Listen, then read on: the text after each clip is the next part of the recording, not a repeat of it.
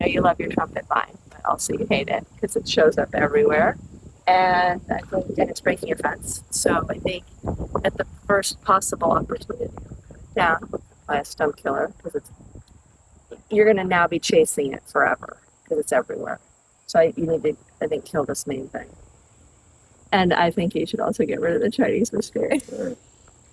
Okay. But then I want you to think about options, really nice options. Okay. Woo. Um, I want you to think about American wisteria, American honeysuckle. These are beautiful, you know. Okay. And then just like put this to rest and not have it be plaguing you forever because it's a huge liability.